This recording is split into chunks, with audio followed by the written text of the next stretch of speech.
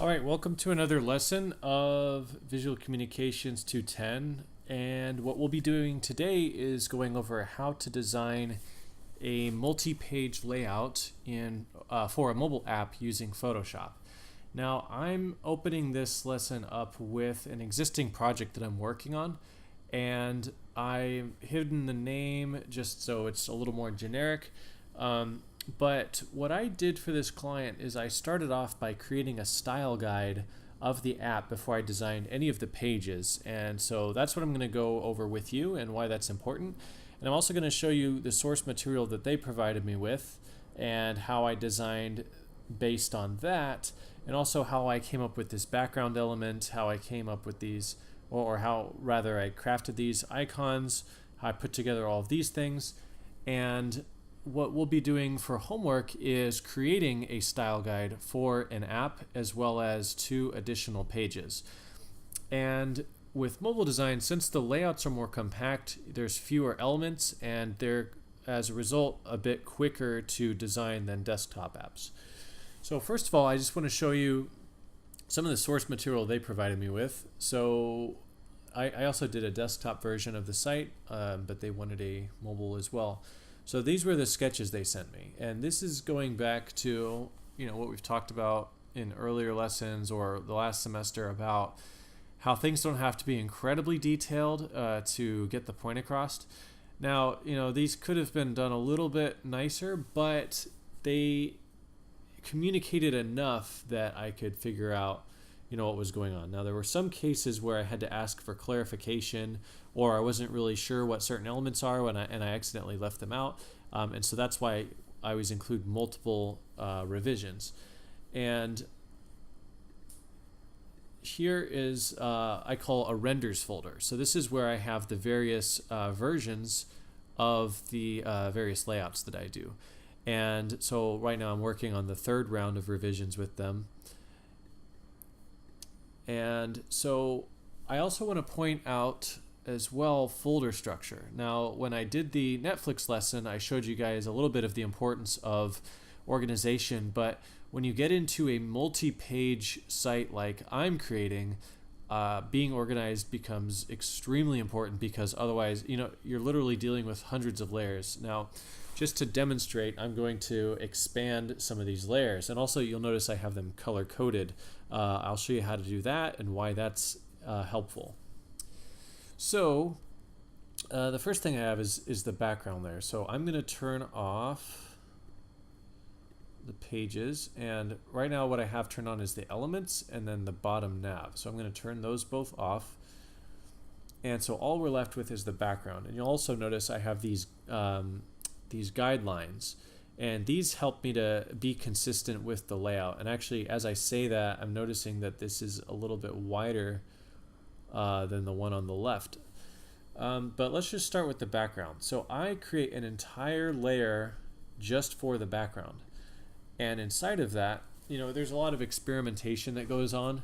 But I had an idea that I wanted something that sort of represented the theme of what was going on, but was still sort of subtle and didn't stand out a whole lot. So if I turn off all of these filters, you can see this is the original background image. And so if I were to try to put content on this, and this goes back to a lot of what I was saying in my first with web design, interactive design one, I talk about why you don't put colored text on top of images. So here's an example.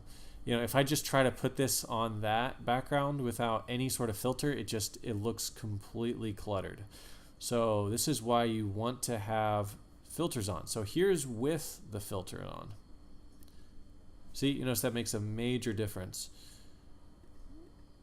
And just in case you're wondering, this is an app for rap battling. That's all the detail I'm going to go into. But I just, again, like here's something with very simple elements, just buttons. If I remove all of this, you can see it's just not readable. So, and I emphasize this as much as I do because I see so many students just place text right on top of an image. And so So now that I've talked about the background, I'm going to turn that back off.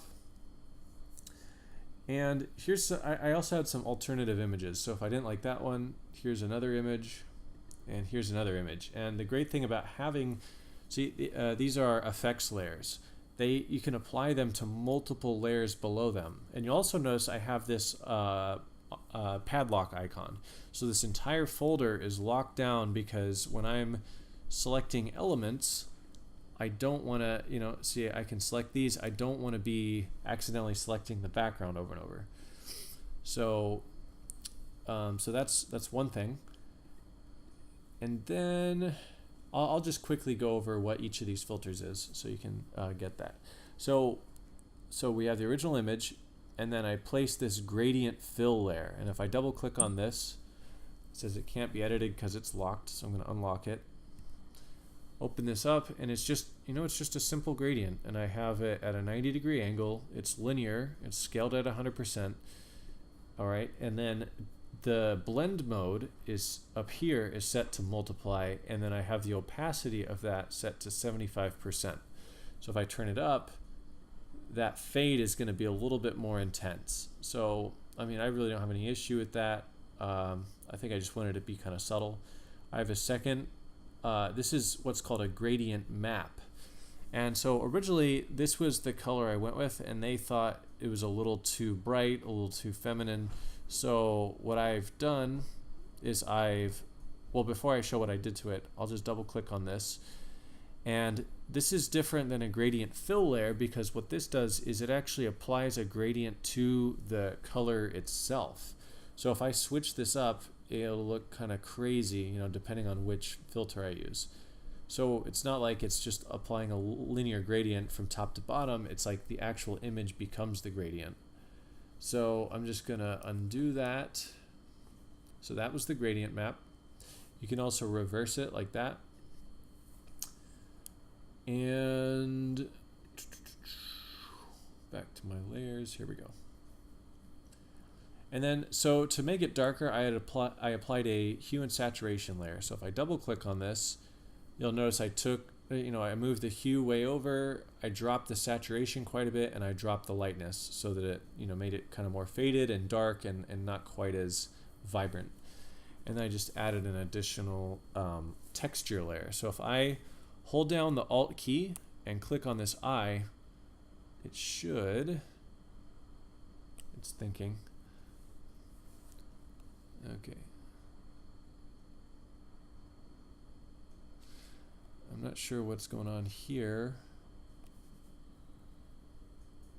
There it goes. Okay, so here's the texture layer by itself. And it's just a paper texture that I got online.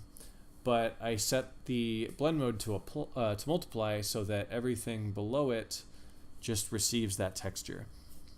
And I thought the texture would make it just a little bit more grungy, and it also, if the images below it happen to be a little bit pixelated, the grunge texture would hide that a bit. All right, so now I want to talk about these guidelines. So the way you can do these, or add these, is you first have to have the ruler out. And if you're not sure how to activate the ruler, you can do that by pressing Command or Control R. That turns it on and off. By the way, for every key command combination, it's always Command for Mac and Control for Windows. So it's also under View and then Ruler. The other thing I want to show you guys that is very, very handy is the grid. This is a pixel grid. So I activated this by pressing Command and then the quote or apostrophe key. The reason this is so important is you see up here on the grid, if I right click on it, the units I'm using are pixels. And so I want to break this up into 10 or to 100 pixel units. So see, there's, or maybe it's, I'm not sure. Okay, so it's 100 pixel units. So, and it'll just subdivide it more as you get closer and closer until every single pixel is outlined. As you zoom out more, then I think it's like it'll do the grid every 100 or whatever. But I use this because I want to have very consistent spacing between my elements. And so I'll get into that more as I start using it. Now, I'm going to go back to the elements, and I realize a lot of this lesson I'm just explaining strategy so far. I'm not actually building anything yet. I'm just showing you systems of organization that are going to make your life a lot easier. It's going to make your designs look a lot more professional, and it's just really going to help your design skills. So these are things I wasn't necessarily taught in school. These are things I've just found on my own over the years. Because after having built 1 or 200 sites, it's like you have to speed it up and be more efficient. So I hope this is helpful. So I'm going to put the lock back on this by pressing that padlock icon up here, and so I'll just show you the elements. Now, the reason I have an elements page is rather than sort of guessing the font size and the font color and all of that stuff on every single page, what I did is I just created this one set. So like, this is what the menu icon is going to look like. This is what the title text is going to look like. This is what regular text is going to look like. This is what a button is going to look like. These are what labels will look like. These are what radio buttons and sliders and dividers, icons, all that is just set up so that all I have to do is select those elements and I can copy them over to these different folders. Now, I will preface this by saying this is just one method. This isn't the end-all be-all. There's other people that actually just prefer using canvases. Now, the reason, or actually artboards rather, I think sometimes the terms get intermixed, but you can actually create multiple artboards. But the reason I'm not doing that is because I want to be able to copy between different pages much more easily. And also I found that creating multiple artboards increased the file size like tenfold. So it went from being like a 200 megabyte file to like several gigs. I didn't probably put as much research into it as I could have, but I'm just went back to my preferred method, which is creating these folders. Anyhow, so what I did also, the reason I did this was you want to limit the fonts that you're using. So right now I only have 2 fonts, I'll show you what those are. So this is Babus, and I also have Fairview. And these are both fonts you can get for free online, either from DeFont or Font Squirrel or other sites like that. And for these, I'm just going to zoom in on these. These I'm using actual shape layers. So here's right here a slider bubble. So I can select that, I can move it around, or I can hold shift and it's just going to move along that axis.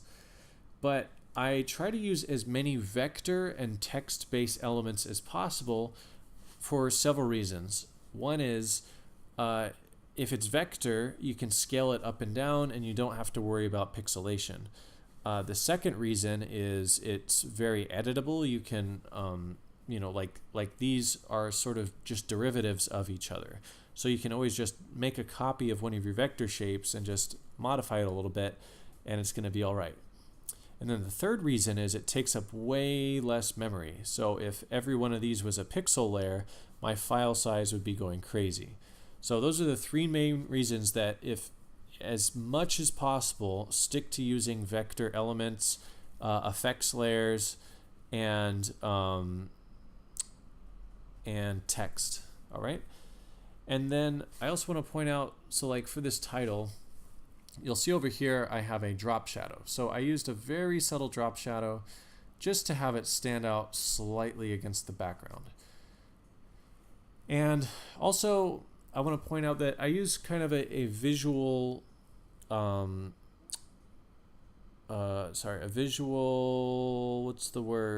vocabulary. So I usually make things yellow if they're interactive elements, or sometimes if there's like something as a title, or not a title, but like a categorizer that's more static, it'll be white, versus things that are more interchangeable will be yellow. Or if I want something to stand out or be be seen as active, I'll make it white, whereas everything else is yellow because white can stand out more on the dark background. Also, I have a hollow button here, in case you're wondering how I did that. It's if you press U. Sorry, I'm gonna hit the wrong thing. Select it, press U. So you can see up here, I'm using a stroke but no fill, and that stroke is 5 pixels wide. And then lastly, you might notice up here, I'm not sure if you guys have played around with ShapesMust, but there's a shape or a custom shape tool right here. And the reason I like that is you can go over to this right side and they have this whole set of different pre-made vector icons you can pull from. And you might not see all of these at first because by default most of them are hidden, but all you have to do is go down and select all, and that's going to show all the icons they have available. And I used some of those to help create this icon or the star or the house icon. All right, so I'm going to jump into the individual pages now. All right, so I have all the pages in one single folder, and that just makes things nice and tidy. And then I'll just go to, let's say, the profile.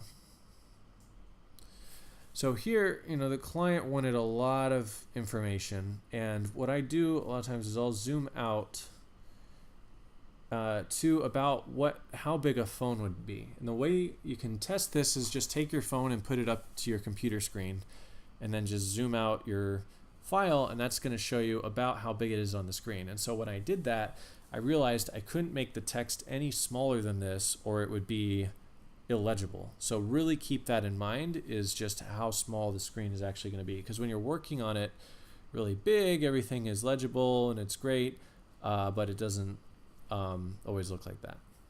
So you can see, I took certain elements, like I took the title element, I replaced that with file, and like I was mentioning earlier, the category is white, and then the value or the attribute, the attribute is white, and then the value is yellow or gold. I did that kind of across the board. And then the other thing is they wanted to have an accordion type effect. So, you could tap on this plus and that would expand that section. Right now, history is what's activated. And so you can see there's a minus indicating that when you tap it again, it's going to compress or shrink it down. And then I have the sort, and then it says, you can tap on this and it's going to tell you what to sort by. And so you can either do it by date or by, their wins or their record or whatever. And then the arrow usually indicates whether it's ascending or descending. So if it's like chronological order or reverse chronological order. And then, at times I employ this really thin divider line. I try to have things structured in a way that's, that's broken up as much as possible, but then having a divider line just adds a little bit of additional clarity. And then for this, you might be wondering, well, how did I crop this image? There's actually a really easy way to do this. So if I select on this image, what I've done is you can use a clipping mask. And what that means is I'm just going to unclip it right now. If I if I turn this off, there's actually a rectangle right here. And it has a border on it.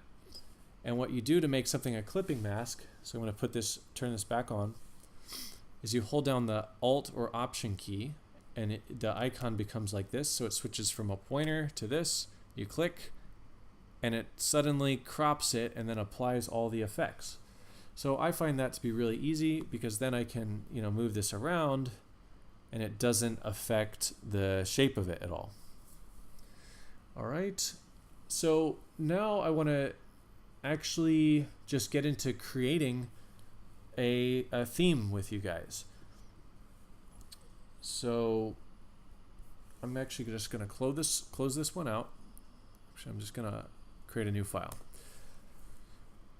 So in Photoshop, depending on what version you're using, it'll usually have some presets available. So I'm using Photoshop CC 2017. There's probably a newer version out there that I could get. So they're typically, they share a lot, but sorry, I'm just reading a text. Usually there's a lot in common, but there's a little bit of variation as they go. So if you have this option, go to the mobile category, and what that'll do is it'll have iPhone 6, iPhone 6 Plus, iPad Pro, and iPad Retina, and you can also view all presets. They also have it for Android, Microsoft Surface, all these other versions of phones. Now, depending on how serious your project is, you can create, a slightly different version for every single one of these. And, in my experience developing apps, it was way easier doing the iPhone because this was, the last app I did, it was probably during the iPhone 5S. And, there was basically just the 5S and the 4 and the 3. So there was like 3 sizes. But when we were dealing with Android, there was maybe 10 or 15 different sizes. So it just, a lot of differences. Also, I want to point out, this is interesting. So it's at 72 pixels per inch, but I was actually expecting the Retina to be at a higher pixel density. So I'm not really sure why it's not. But in any case, we're going to go with the iPhone 6. I'm going to create, and we've just got a blank canvas. So I'm just going to reference my work over here and just pull up the elements. So the first thing I want to do is establish a color scheme, and then I want to establish the fonts that I'm going to use. So let's say I'm going to go with something a little more light and bright. So the first thing I want to do is go to Layer, and then New Fill Layer, and then Solid Color. Now you can also have the option to do patterns or gradient, but I'm just going to keep it simple and do solid color. I'm just going to call this background. And I'm going to create a nice, let's see, maybe just a nice teal color. Okay. And then I want to create, let's say I want to actually have a menu bar at the top. So one tool I use a lot is the shape tool. And right now it's currently on custom shape. I want to go to rectangle tool, or you can just hold shift and just press U and it'll cycle through the different shapes. And then I want to come up with a color that's going to be, no pun intended, palatable with the other one. So I'll do this.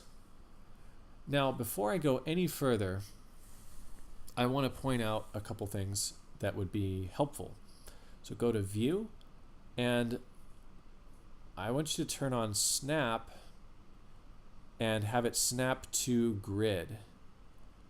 And also you want to double check and make sure that your ruler is set to pixels. If it's set to inches or centimeters, this is not going to be as useful. And so I'm going to zoom in, and I'm going to press Command and then the quote key, and you can see it's every 100 is a square. So let's say we want this to be 200 pixels tall. So I'm going to press Command T and drag this bottom edge until it snaps to 200. All right, and now I have this nice center line running through here, and that's going to be a really nice reference. So next I'm going to create a hamburger menu, and a hamburger menu is basically when you see the 3 lines, and they call it that because it looks kind of like a hamburger from the side. And we can just create our own custom hamburger, but before we do that, I want to pick one more color to go with this. So let's just say the bottom is going to have the color of, or is going to have the other color. So let's just make this 120 pixels.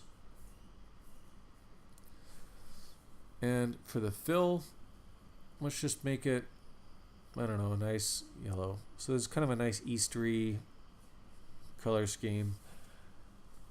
All right, so that's done. And I'm just going to put a title across the top. So I'm going to press T, and then I'm going to type or click here and just say page title. Obviously, it's very small, and it's the same color as its background. So first I'm going to press Command T, scale it up, and it's still using the font that I used last time. So, I mean, feel free to pick any font you want, but I would just recommend go for something that's legible, that isn't too wacky, something that fits the brand of whatever app you're designing. So I'm just gonna, make this really super playful, go with this really bubbly font. And what I want to do is actually, when I switch to the move tool, you'll see there's these alignment tools. So I'm just gonna do a center, and it centers it perfectly. And I'm gonna move this up to the top, and I'm gonna press T to get back to my font options. I'm gonna click on the color swatch right there. And I'm actually just gonna sample this color right here. Okay, so there we go. That's the color. I'm gonna shrink it just so I can fit some other stuff. So now I'm gonna switch back to U for the shape tool. I'm gonna hold Shift and press U until I get to the custom. And I'm just gonna say that this rabbit is our logo. And I'm gonna make the fill color that.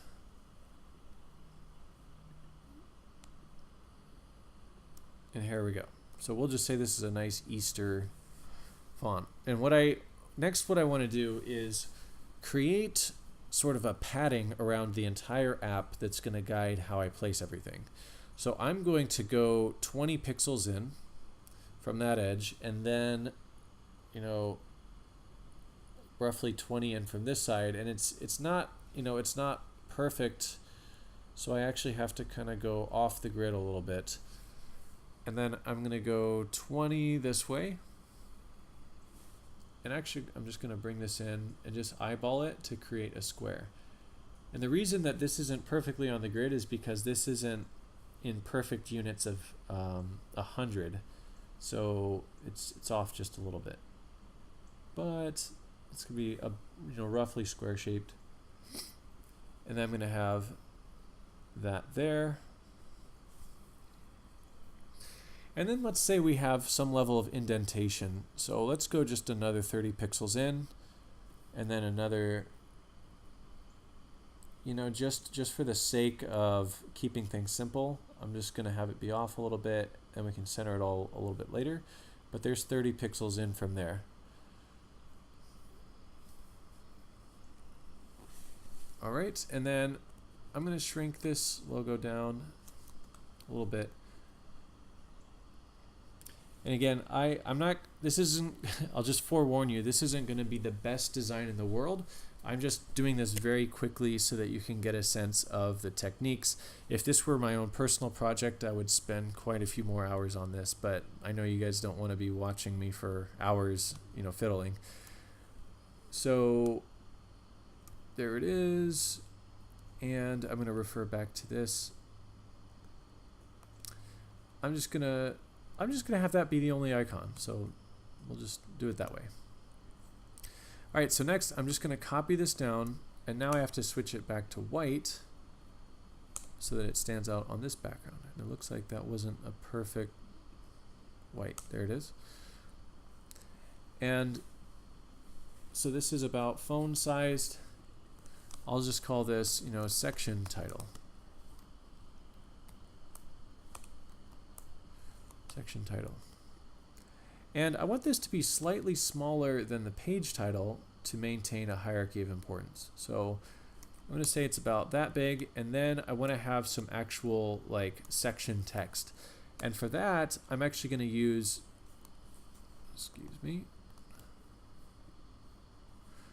I'm actually going to drag a rectangle. And the reason for this is if you have a paragraph text, you want the words to wrap around as they go. So I'm going to turn off this grid, and I have this little helpful tool. It's called Little Ipsum. It's a little auto generator of lorem ipsum Latin text, and it just makes having filler text really quick and easy. So I'm only going to make the titles really bubbly. I'm going to have the actual, paragraph text something not quite as hard. So I'm just going to go with Aldo. Again, I'm not putting a ton of time into being picky, which doesn't mean you guys shouldn't. This is just, I'm going quickly to demonstrate. All right, so that's, if I zoom out, we can see there's a problem here. That's not legible. So I need to up the font size. So what you can do is just put your mouse over that icon and just drag to the right. And I would say that's about good. And now I just have to increase the line height. Okay. So now I've designated what the font size should be. And then let's say there's like a special alert. A real quick trick I did there is I pressed V to switch to the move tool, hold down Command, and then clicked on it, and that selects it automatically. And then I held Option, and I dragged it. And when you hold Option and drag while you're in the arrow mode, it makes a copy. So for here, I'm going to have a yellow version, and so I'm just going to select that. And then with this other example, I had a divider line. So if you want to have a divider line, go back to U, hold Shift, press U until you get to the line. And we're going to make this that yellow color. And you'll notice it keeps all your recent colors up here. So that's very helpful. Drag the line. And there you go. Whoops. And if you want, right now it's 1.27 pixels, which actually is not very good. I want a solid pixel number for that, so I'm just going to go with 2 pixels. Draw that across. I'm holding Shift, and there it is. So I actually want that divider to be yellow, but I think what it did is it added a stroke for some reason without me telling it to, so I'm going to turn that off. And okay, now I've got a nice yellow divider. Now, if I want a slider thing like this, I'm just going to, again, make a copy of that. And I actually want this to be 4 pixels. So I'm going to turn on this pixel grid, zoom way in to the pixel level, and I'm just going to press Command T and drag it down 2 pixels. So now that's a 4 pixel thick line. If I press U and then Shift U over to the circle, I'm going to draw a circle which is going to act as a slider. So I'm going to hold Option and click and drag, and by holding Option it actually creates a circle from your starting point outward. If you don't hold Option, actually I messed up there because I had that line selected. So pro tip, if you have a line already selected and you try drawing a shape again, it's going to try to like combine and merge those shapes in the same shape layer. So you have to click off of it, and then it's still doing it. All right, so it's a little tricky. You have to click and start dragging and then hold Option. Very subtle, but that creates a separate layer. All right, so now I want these to be perfectly, vertically aligned. So one sec.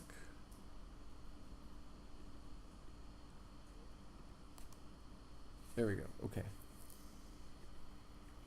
I'm going to lock down my background because I accidentally selected it. So I'm going to select these 2 layers. You notice they're both selected. And I want to vertically align them. So I'm going to click that. So now that bar runs right through the middle of that circle.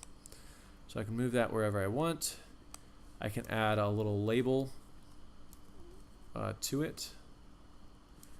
So I'm just gonna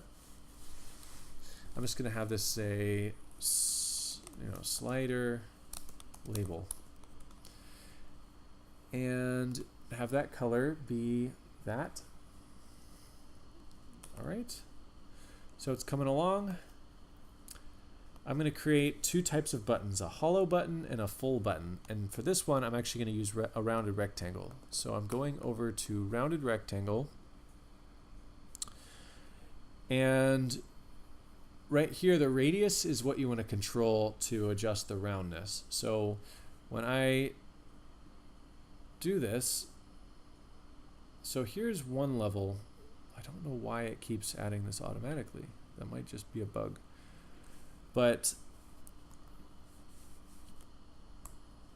so I actually don't like the way that looks. A lot of, the way people style buttons most of the time, if we go to like Spotify, for example, or Apple does it a lot, it kind of just depends. You see different people using different amounts of roundness. And okay, I think my internet's down. Anyway, you'll just have to check out Spotify's website on your own and see what I mean. So I'm going to bump up the radius to 100 pixels. And the reason I'm doing that is this is 100 pixels right here, this whole bar. So actually I'm just going to move this out of the way for now. And there we go. So it's a full circle from edge to edge. And that style's more popular with, the playful look that I'm going with. And then, just to make a label for the button, what we can do is just select this, copy it, and it's likely been moved behind the button. So I'm going to move that on top and then set the color to white. Now white doesn't really show up very well because white on yellow is just, it doesn't really stand out. So I'm actually just going to sample the green background. That seems to stand out a little bit better. All right, so I'm going to select both of those and just center them. So center and center. So now what I'm going to do is just make a duplicate version of that. And for this button, I'm going to make the fill clear, and I'm going to make the stroke yellow, and I'm going to bump that up to 4 pixels. And then I'm going to take the same text, copy that over, and change that to yellow. Looks like we have 2 text layers. Okay. And the reason I have 2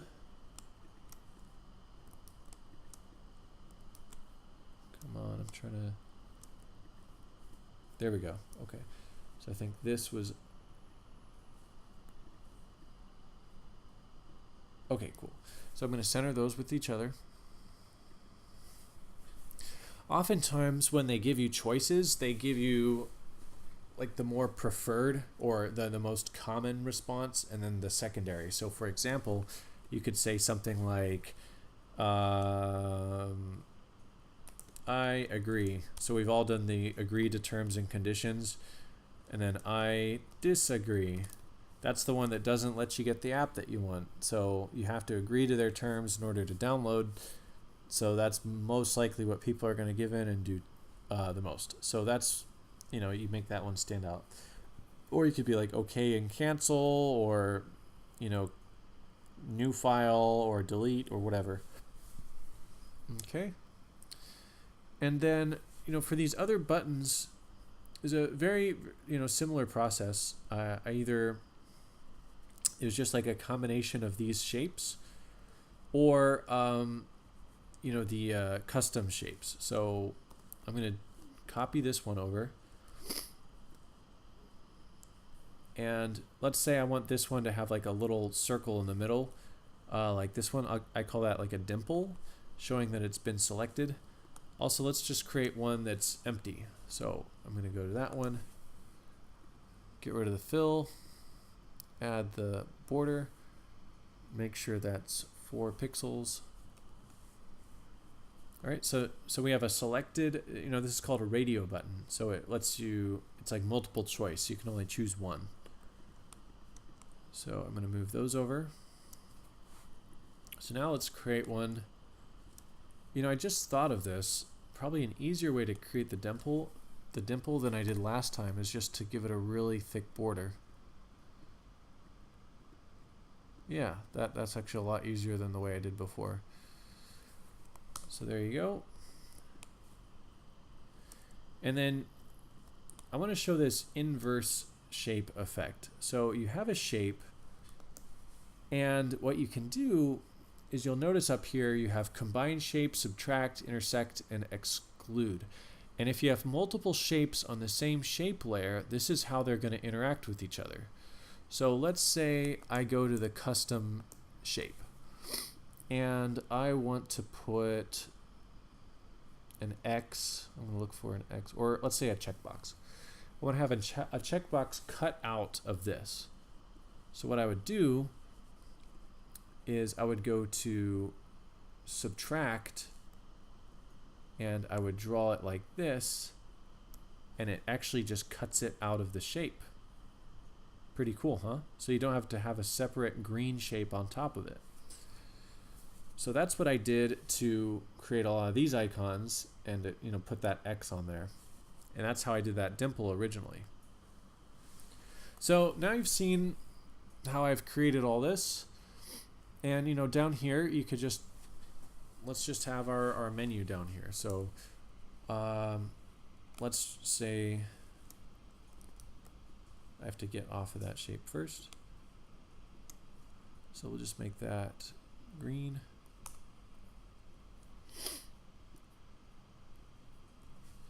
Here we go.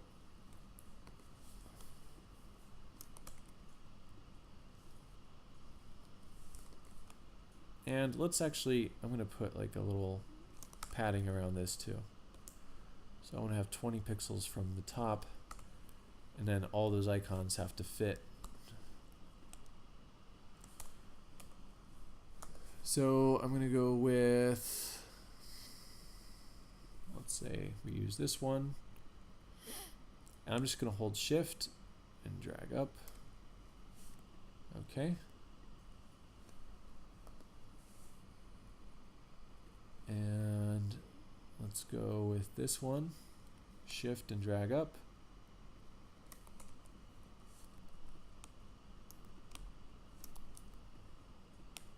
Whoops.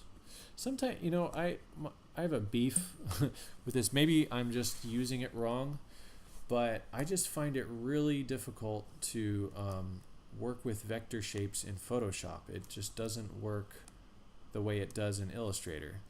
So probably just takes more practice, or someone who's better to explain that to me. But yeah, let's just have those for our icons. And I could go further, but I think you really get the point by now. So I've now shown you all of the techniques that I used in my client project. It's really, at this point, once you learn the tools, it's just a matter of style and nuance and going with the branding. But those are all the technical things. Now, I do realize I left out a big element, which is organizing all of this. And so I'm just going to go through and do that really, really quickly, just so you can see how that's done. But I mean, if you just look at this right now, if you can imagine 5 to 10 different layouts all organized like this, it would just get extremely difficult to organize. So I'm going to hold down Command, click that, it selected it automatically, hold Shift, and then click that and that. You can see they're all just scattered. So I'm just going to press Command G. This is called header. And then I'm going to go boom, and then just, actually I'm going to select these two. I'm going to group that. I'm going to call that button full. Select that and that. Group it, called button empty. I'm going to select this and that and call that slider. I'm going to grab all of this, call that footer. I'm going to select all these and just call them radio buttons. I'm going to select this. I'm just going to call this divider. Section text is already labeled. That's already labeled. And then I could just take all of this middle content and just call that, let me see here.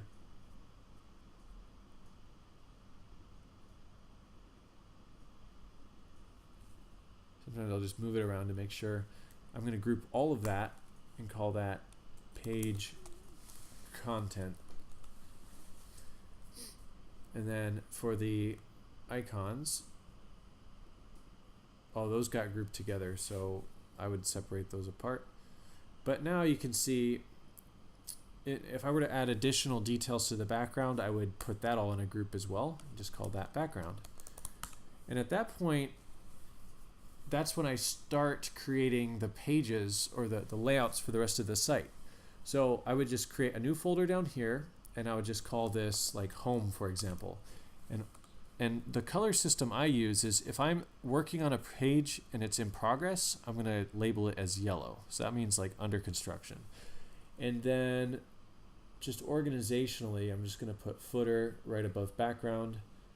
I'm going to have page content here. I'm going to label all of these sort of static elements or things that I'm pulling from. I'm going to label those all red, meaning that, you know, we don't want to be messing with those. We don't want to be altering any of those layers. We just want to work within, you know, the pages. And so I'm going to create other groups as well. So let's say we'll call this like about, and I'm using all caps just to differentiate it a little bit. But let's say these are our main pages. And so these ones, they haven't been worked on yet. So I'll just label those like gray. And then once I've completed working on the home page, I can just label that green, and that means those pages have been finished. So again, it's like the more levels of organization you can have, the more smoothly your projects are going to move along. But I'll just demonstrate how I would copy one of these elements into the new page and how I can start building the remaining pages. So let's say I'm going to turn all these off. Everything except home and background are turned on. So I definitely want a footer. So I'm going to select footer, turn it on, and I'm going to hold option and just drag it into that folder, and it makes a footer copy. And so the reason I do it this way is because every page might not necessarily have the footer. So I'm only going to copy it to the pages that need it. Now I'm just going to assume that it also needs a header. So I'm going to copy that over and turn that on. And so I'm just going to say home. And just so I can see what I'm working on, I'm going to turn on page content, and let's say I want a button. So I'm going to actually just right click, because if I hold command and click, it's only going to grab the button. It's not going to include the text. So I right click and I go up one to button full.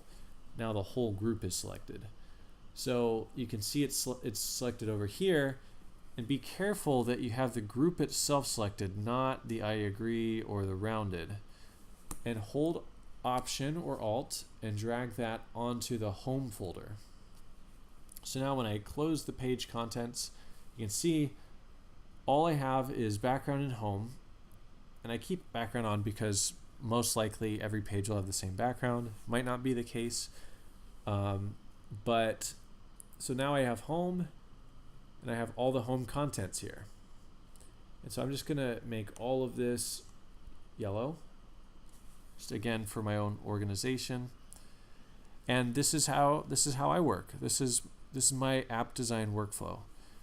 And so if I just wanted to export this, I believe I've done this before, but it's Command Option Shift S, or you can go to File, Export, Export As.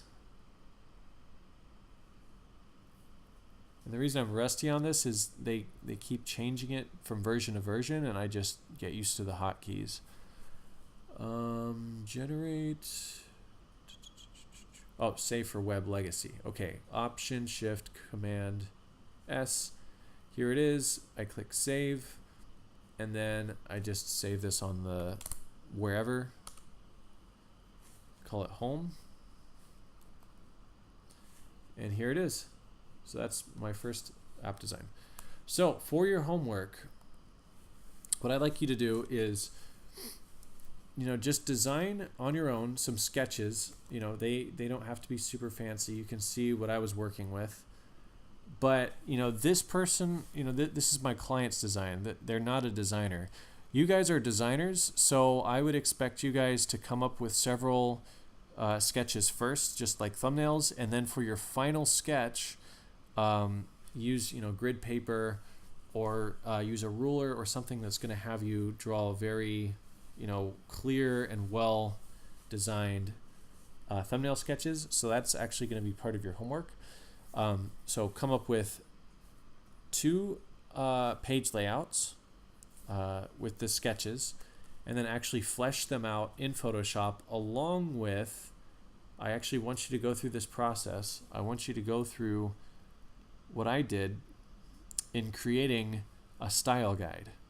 So create a style guide and then design 2 additional pages using the folder structure that I used, and then export the style guide and the 2 pages as JPEGs the way that I did. Now in terms of which phone size you use, it doesn't matter to me, as long as you go through the same steps that I did. And the app can be about whatever you want, just as long as it's consistent and it makes sense. And that's it.